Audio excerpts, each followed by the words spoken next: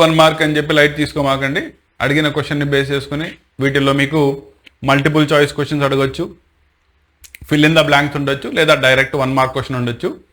Directly 1 mark question అయితే కనుక at least minimum 2 లైన్స్లో రాయగలిగేలా చూడండి. అంటే కుదిరినంత వరకు ఎక్కడెక్కడైతే స్ట్రక్చర్స్ కానీ ఎగ్జాంపుల్స్ కానీ అవసరం అవుతాయో కంపల్సరీగా రిప్రజెంట్ చేయండి. క్లియరా?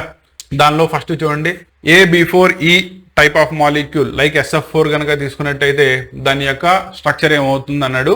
సో ఒక పైర్ ఆఫ్ ఎలక్ట్రాన్ ఉంటుంది కాబట్టి దాని యొక్క స్ట్రక్చర్ వచ్చేటప్పటికల్లా సీసా స్ట్రక్చర్ అవుతుంది. దాన్ని ఎక్స్ప్లెయిన్ చేయాలి. Next AZD drug, that is azidothymidine అంటారు. యాక్చువల్లీ ఇది మీకు థైరాక్సిన్ యొక్క సెక్రేషన్ ఓవర్ అయినప్పుడు బాడీలో దాన్నే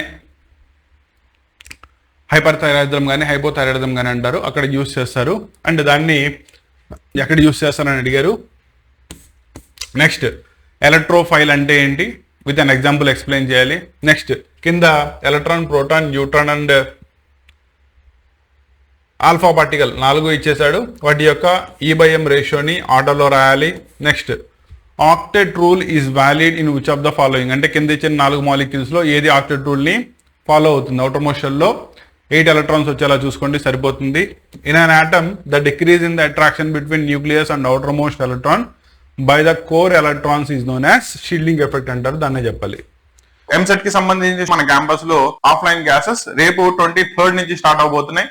timings will be morning 9 o'clock దగ్గర నుంచి ఈవినింగ్ 4 o'clock దాకా ఉంటుంది. అండ్ దీంట్లో నీ సిలబస్ మొత్తాన్ని కూడా ఫస్ట్ ఇయర్ దగ్గర నుంచి మళ్ళీ కంప్లీట్లీ రివైజ్ చేయడం జరుగుతుంది. దీనిలో మ్యాథ్స్, ఫిజిక్స్, కెమిస్ట్రీకి సంబంధించిన క్లాసెస్ నేనే టీచ్ చేస్తాను. కాబట్టి ఇంట్రెస్ట్ ఉంటే కనుక డైరెక్ట్లీ మీరు రీచ్ అవ్వండి.